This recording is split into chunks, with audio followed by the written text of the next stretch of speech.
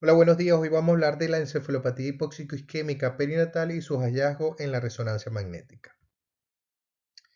Lo primero, tenemos que conocer su relevancia. La encefalopatía hipóxico-isquémica es una alteración funcional del sistema nervioso central secundaria a un episodio de asfixia perinatal, bien sea por hipoxia, por isquemia o por ambas. Afecta entre 1 a 4 recién nacidos por cada 1000 nacidos vivos a término y representa entre un 23% de todas las causas de muertes neonatales y hasta un 20% de los casos de parálisis cerebral infantil. Por eso es que la resonancia magnética se ha convertido en el gol estándar para evaluar tanto la extensión como el tipo de lesión y estimar el pronóstico neurológico. Aunado a esto, existen también prometedoras estrategias neuroprotectoras, como es el caso de la hipotermia, que tiene una ventana limitada de efectividad, lo que hace que la detención temprana de la lesión sea de vital importancia y por eso la resonancia sigue teniendo su papel principal como un gol estándar. ¿Qué pasa con la fisiopatología de encefalopatía hipóxico-isquémica? Proporciona una visión esquemática en la fase de desarrollo de esta encefalopatía. Lo primero que ocurre es el evento hipóxico isquémico como la parada cardiorrespiratoria o el aguamiento que provoca un cambio en la fosforilación oxidativa hacia un metabolismo anaeróbico. Posteriormente se produce una recuperación parcial con reperfusión e inicio de lo que llamamos fase latente, que puede durar varias horas. Esta fase se caracteriza por muerte celular, por neuroinflamación, por estrés oxidativo y citotoxicidad. En neonatos con una encefalopatía hipóxico-isquémica moderada o grave, la fase latente es seguida por un fallo energético secundario que se caracteriza por edema citotóxico e hipoperfusión cerebral. En la fase terciaria ocurre de semanas a meses posteriores al evento hipóxico y que implica en esta fase va a haber una remodelación del cerebro lesionado, una astrogliosis y una muerte celular tardía. Las áreas del cerebro con las concentraciones más altas de glutamato, es decir, la sustancia gris, son las más susceptibles a la lesión citotóxica. Mientras haya más glutamato, va a haber más susceptibilidad para una lesión citotóxica. Asimismo, las regiones con mayores demandas de energía se dañan más tempranamente. Debido a la muerte celular retardada por apoptosis, algunas lesiones pueden no ser evidentes hasta varios días después de que ocurra la lesión inicial. Antes de reconocer la patología, debemos entender cómo luce la normalidad en una resonancia en un neonato, tanto un neonato pretérmino como un neonato a término. Primero tenemos que conocer cuál es el patrón normal de mielinización en el neonato. La mielinización es un proceso que es predecible y ordenado. Todos los neonatos va a ser igual. Comienza a partir de las 24 semanas y finaliza alrededor de los 2 años de vida. ¿Por qué es importante? Porque permite valorar cómo está ese desarrollo cerebral y si está acorde con la edad del paciente y así detectar si existen alteraciones o retrasos en la maduración. Es un patrón, como había dicho antes, que es completamente definido y empieza de lo central a lo periférico, es decir, desde el tronco hacia la corteza, de caudal a craneal y quiere decir desde la médula y el tronco hasta los hemisferios y posterior a anterior, desde el lóbulo occipital hacia frontal y entre lo sensitivo se va a mielinizar primero que lo motor. Es decir, que las vías sensoriales van a madurar primero. Para ejemplos prácticos, siguiendo este progreso de mielinización, vamos a tener que el tronco encefálico se va a mielinizar primero, el cerebelo luego y luego el cerebro. Los ganglios basales primero, luego el tálamo, luego la sustancia blanca. El brazo posterior de la cápsula interna primero y luego el brazo anterior. El esplenio del cuerpo calloso primero y luego la rodilla del cuerpo calloso. La sustancia blanca central primero y luego la parasagital. Entonces, es un patrón completamente definido que debemos saber que va de central periférico, de caudal a craneal, posterior a anterior y sensitivo a motor. Acá tenemos un ejemplo en donde podemos, déjame colocar acá el puntero, en donde podemos ver una resonancia, un recién nacido, vemos que este sería un T1, en donde en el T1 la mielina se ve hiperintensa, se ve blanquita. Entonces podemos observar que en el cuerpo calloso como tal no hay nada, está completamente sin mielina. Posteriormente, en el primer mes, vemos como en la rodilla del cuerpo calloso como tal se empieza a mielinizar y ya el octavo mes está completamente mielinizado y bueno, ya a los 2 años de vida se ve un cuerpo calloso perfecto. ¿Qué debemos saber? Nosotros con ver una resonancia tenemos que saber si ese niño es un neonato pretérmino o un neonato a término. El paciente neonato presenta características en relación con la madurez cerebral que condicionan como tal el comportamiento de la imagen de la resonancia. El cerebro normal del neonato se encuentra predominantemente amelinizado y tiene una proporción mayor de componente hídrico, por eso es que en la señal en T2 va a ser mucho más hiperintensa en condiciones normales. Pero debemos distinguir si el paciente es pretérmino, es decir, tiene menos de 35 semanas de gestación, a un paciente a término, en función del momento de mielinización de la sustancia blanca subcortical. La matriz germinal es una estructura fetal muy vascularizada que transcurre a lo largo de las paredes de los ventrículos laterales y en el surco caudotalámico suele afectarse cuando hay una hemorragia matriz germinal, porque hay mayor riesgo. Acá podemos comparar una resonancia a un paciente pretérmino a un paciente a término, en donde vemos que la ulcación en el término está mucho más formada. Vamos a ver una sustancia blanca más homogénea. Podemos observar acá, si esto es un T2, la melina la vamos a ver en negro y podemos observar que ya se ve este puntito que sería en donde tengo el puntero, el puntito de el brazo posterior de la cápsula interna. Como en el paciente pretérmino, acá no se ve en esta estructura, a este nivel no se ve. ¿Vale? Entonces, básicamente es esto. En el paciente pretérmino va a haber en este ejemplo una ausencia del plic de la cápsula del brazo posterior de la cápsula interna y una ulcación incompleta. Acá podemos observar las diferencias entre las cortezas de los lóbulos frontales y occipitales en un neonato pretérmino y otro a término. Podemos observar cómo en el neonato a término ya se puede observar el plic, como lo habíamos visto. Esto es un T1. En el T1 la mielina va a ser blanca y entonces vamos a observar lo que es el brazo posterior de la cápsula interna, mientras que un paciente a pretérmino no está allí. Esto es importante porque el grado de mielinización determina tanto el aspecto normal del cerebro como el patrón de la lesión hipóxico-isquémica. En este cuadrito lo que vemos, la secuencia que utilizamos un T1, un T2, una DIFO y una susceptibilidad. Esto debería ser lo correcto, lo que siempre se use en estos pacientes. Muchas veces nosotros no usamos la susceptibilidad, pero bueno, lo normal es que usemos el T1, T2, la DIFO y la susceptibilidad. A continuación vamos a proceder a describir los distintos patrones característicos de la encefalopatía hipóxico-isquémica en los neonatos. Dependen de, 1, de la edad del recién nacido y de la gravedad de la lesión. Se han descrito 4 grupos de patrones distintos que incluyen afectación de la sustancia blanca periventricular, lesión cortical y subcortical parasagital. En caso de asfixia severa, lesión de los ganglios basales, del tálamo, del tronco encefálico, que en el recién nacido a término se asocia con afectación más frecuente de los tractos córticos penales y de la corteza perirolática. Abajo podemos observar acá a este nivel el esquema de un cerebro neonatal prematuro de este lado, mientras que la mitad del otro lado es un cerebro neonatal a término. ¿Cuál es la diferencia? Es el patrón vascular.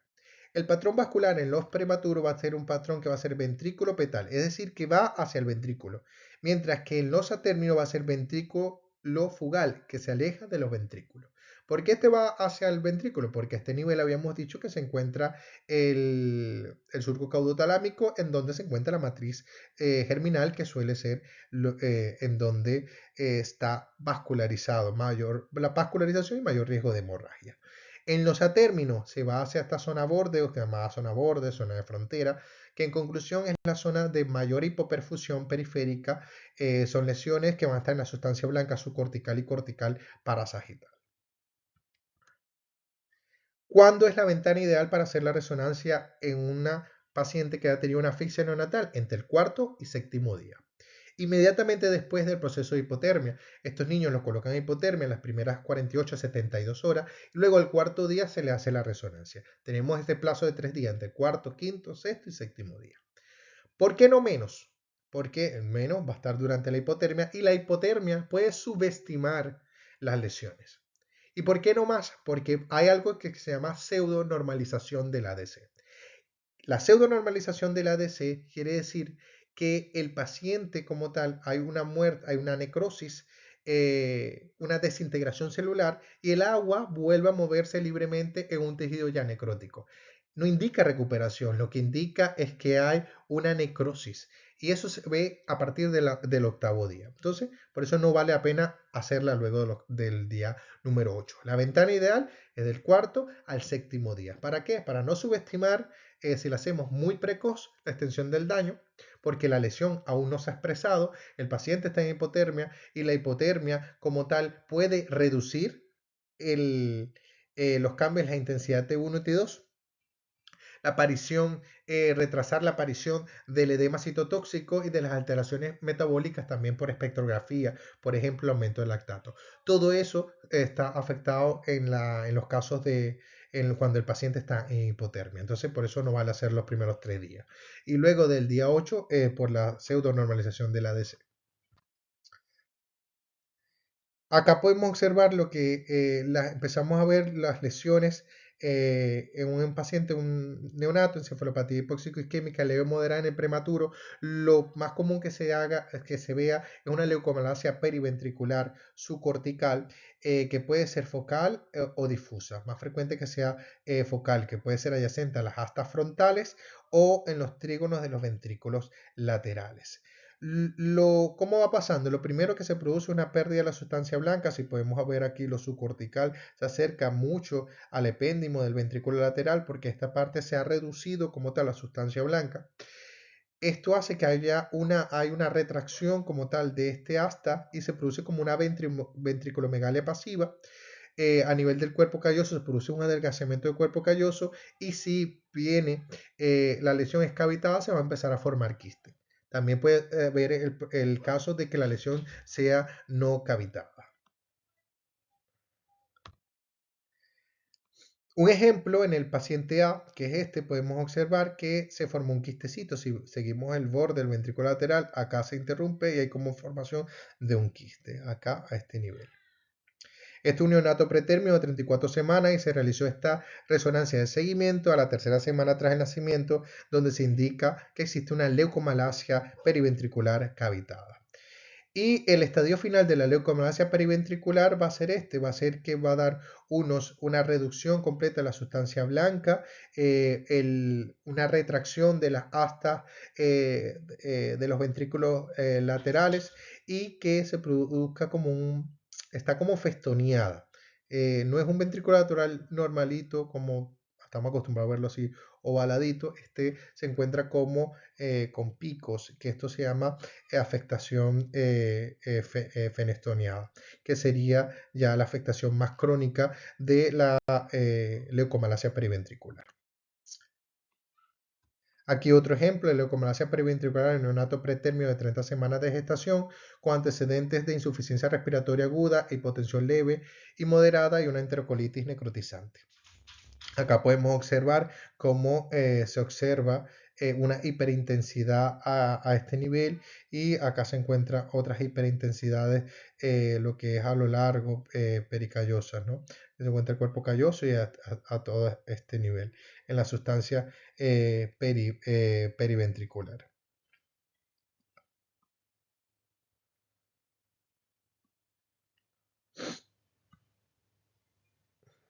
Se acerca mucho a la matriz germinal. Acá, esto es otro ejemplo en donde vemos un paciente, un niño de 9 años que había tenido una encefalopatía hipóxico-isquémica leve moderada, en donde se observa una leucomalacia periventricular en fase terminal o fase crónica, en donde se encuentra un adelgazamiento como tal de todo el cuerpo calloso.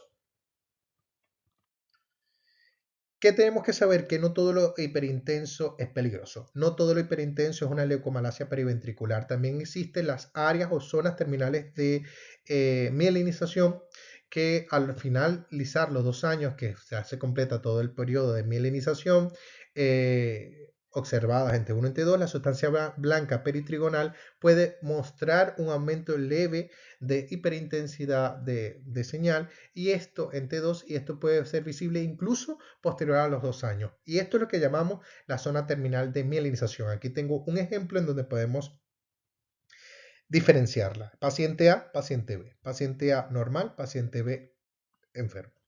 El paciente A podemos observar que hoy esto es un T2, una hiperintensidad en el área del trígono, posterior al trígono, y en el paciente B igual, ¿vale? Capaz un poco mayor señal. Pero, ¿cómo debemos diferenciar? Viendo la sustancia blanca. Si observamos de lo subcortical al epéndimo, hay un espacio razonable, mientras que en este paciente no está completamente adelgazado. El asta del ventrículo está retraída hacia lo subcortical. Y esto es lo que representa es que existe una pérdida de la sustancia blanca. Cuando es una encefalopatía hipoxicoisquémica severa en el prematuro, afecta principalmente los ganglios basales, el tálamo, el verbis anterior y la región dorsal del tronco encefálico. A diferencia de los recién nacidos a término, los ganglios basales y la corteza cerebral en los prematuros están relativamente protegidos debido a la mielinización posterior en comparación con los tálamos. Acá podemos observar un paciente con un neonato de 5 días de vida ingresado por asfixia perinatal que persiste su estado letárgico de conciencia. Han pasado 48 horas de salir de la hipotermia activa, es decir, que estaríamos en el día quinto o sexto, y tiene un patrón continuo en el electroencefalograma. Un patrón continuo en el electroencefalograma es que demuestra actividad cerebral constante sin silencios prolongados, lo cual tiene un pronóstico favorable. Esto se hace y podemos observar que hay una lesión ahí a nivel del tálamo derecho. Es decir, que la encefalopatía hipoxicoisquémica está afectando, tiene un patrón central, es decir, que fue severa. Otro niño de 6 años de vida ingresado por asfixia perinatal. Aquí podemos observar en un T1, en donde hay una hiperintensidad de la señal de los ganglios lenticulares con discreta difusión, discreta restricción a la difusión. Sea un poco mayor la afectación a nivel del núcleo del lobo pálido. Y cuando hablamos de los neonatos a término, lo que nos va a cambiar es la ubicación de las lesiones, porque recordemos que los pretérminos fue porque estamos en el surco caudotalámico donde se encuentra la matriz germinal, que es lo que más va a sangrar o lo que más se va a afectar, mientras que en esto es los territorios frontera, que son todas estas afectaciones parasagitales. El mecanismo cuando es leve a moderado es que la asfixia parcial permite tiempo suficiente para que exista una autorregulación cerebral y redirija el flujo sanguíneo hacia las áreas de mayor metabolismo, a costa de la zona frontera, entre las zonas que van a estar dependientes de la vascularización de la arteria cerebral anterior con la arteria cerebral media y la arteria cerebral posterior. ¿Cuáles van a ser las regiones afectadas? Estas zonas fronteras, que son la corteza parasagital bilateral, parietal o occipital. Con afectación variable de la sustancia blanca subyacente. Entre los hallazgos clínicos vamos a tener una exploración neurológica que puede ser normal o levemente alterada a los 12 o 18 meses, cuando se hacen estos test de Baylis para valorar el neurodesarrollo, el riesgo de déficit cognitivo a largo plazo y discapacidad motora grave que va a ser poco común. Acá podemos observar un lactante de término de 38 semanas con antecedente de asfixia perinatal con una puntuación de Apgar baja e hipotensión moderada y podemos observar que tiene una lesión cortical parasagital de la sustancia blanca en donde se ve en la imagen A. Podemos observar acá que hay si comparamos la imagen A con la imagen B, que en la imagen B sería una difusión que obtenía al 10.º día de vida, muestran la señal T2 levemente hiperintensa, pero que cuando vemos en la difusión vemos que hay una marcada restricción. Esto, como es parasagital, es cortical, hablamos de una encefalopatía leve leve moderada. Cuando es severa, lo mismo que en la severa de los pretérminos, el patrón es ganglio basal talámico, un patrón central. Suele dañar los lugares más afectados, el tálamo, el putamen posterior, el tracto córtico espinal, la corteza perirolándica, que suele ser paracentral alrededor de la cisura de Rolando, el hipocampo, las regiones dorsales del tronco encefálico. Mecanismo, una asfixia aguda y profunda, lo mismo con fracaso de la autorregulación. Como es tan severo, no hay tiempo ni que se autorregule, ni que se vaya a alterar la zona frontera. Aquí se daña lo más primordial. La clínica, estos pacientes suelen tener encefalopatía severa desde el nacimiento, pueden tener convulsiones precoces y trastornos motores graves. Existe como tal una fuerte asociación entre la gravedad de las lesiones de los ganglios basales y el grado del daño motor. Estas es un patrón de lesión de la sustancia gris central, un lactante a término de 37 semanas con antecedentes puntuaciones Apgar bajo, con pH del cordón umbilical acidótico de 6.8 y una hipotensión severa. Esta resonancia fue obtenida al 10º día de vida, que muestra una hiperintensidad en T1 y una sutil hipointensidad en T2 de los putámenes posteriores y los tálamos bilaterales. Estas mismas áreas también presentan restricción en la difusión que se manifiesta hiperintensa en la imagen ponderada de la difusión e hipointensa en el mapa de coeficiente. Con este paciente, con respecto a la imagen, se tuvo suerte porque se hizo una ventana que no era la ideal, se hizo al 10º día. Incluso al hacerse al 10º día, todavía la difusión, la restricción era muy marcada del daño severo que tenía este paciente. Porque acá podía jugarnos en contra de lo que es la pseudonormalización del ADC y no ver estas lesiones. Pero bueno, como era un daño tan severo y tan marcado, se vio. Este es un paciente de 41 semanas que nace con esfuerzo respiratorio sin precisar reanimación. Era un embarazo completamente controlado y vemos como hay una área de hiperintensidad de predominio córtico subcortical en imagen ponderada en difusión a lo largo del giro precentral. Y luego en el mapa de ADC se ve una restricción a lo largo del corte del giro precentral en el mapa en este mapa. Estos hallazgos son compatibles con edema citotóxico o infarto subagudo precoz en esta localización. Y cuando afecta la cisura pererolándica, también es un área en donde se produce por encefalopatía hipóxico-isquémica severa. Este caso clínico lo traigo porque me pareció el más representativo de todos los que revisamos. Es un caso de una encefalopatía hipóxico-isquémica severa en un lactante. Nos vamos un poco fuera de los neonatos, pero bueno, en un lactante para que veamos este caso me pareció muy interesante. Este es un lactante de mes y medio de 5 kilos que ingresa tras una parada cardiorrespiratoria revertida con un RCP de 25 minutos. Fue una broncoaspiración. El padre y la madre le dieron un vive al nene. Y bueno, inmediatamente estaban viajando en coche. Algo así era la historia. La cuestión es que como que paran en una gasolinera, le dan el vive al nene y bueno, y luego sigue en marcha y el niño empieza a ahogarse y se broncoaspira y entra en parada. La exploración inicial, el paciente llega a la urgencia con pupilas medias reactivas, sin respuesta motora al dolor, respiración espontánea irregular. Se le hace un electroencefalograma en donde había un trazado compatible con afectación eléctrica cortical difusa, grado severo, y un patrón de sufrimiento cortical generalizado. Y lo que podemos observar acá es que veíamos como en los mapas, cuando hicimos la difusión, se veía como que los valores altos de MB muy, muy, muy hiperintenso y luego como que muy marcado la restricción en los mapas de ADC. Cuando estuvimos comparando los valores, nos dimos cuenta que era una encefalopatía hipoxia-isquémica profunda y severa que estaba afectada todos los valores del ADC. Es una restricción difusa completamente, un cerebro completamente en el mapa ADC en negro.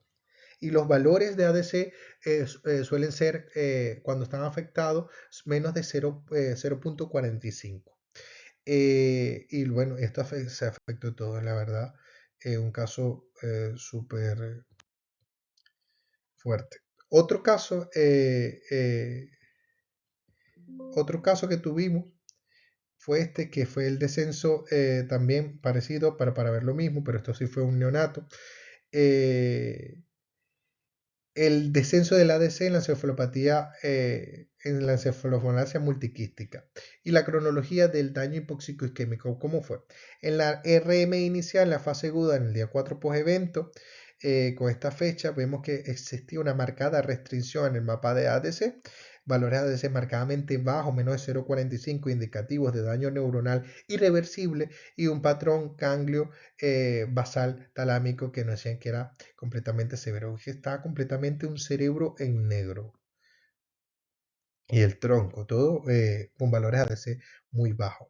En la RM evolutiva, la tercera semana empezaron a aparecer empezaron a aparecer muchos quistes. Miren cómo empezaron a aparecer una encefalomalacia multiquística con afectación frontal y parietal, atrofia cerebral, todo obviamente el quiste va a una lesión ocupante de espacio, va cogiendo espacio y va perdiendo estructura el cerebro y una atrofia como tal difusa con higromas subdurales bilaterales y en el caso de este tenía el tronco cefálico respetado, que es el patrón clásico de una encefalopatía hipóxico-isquémica severa.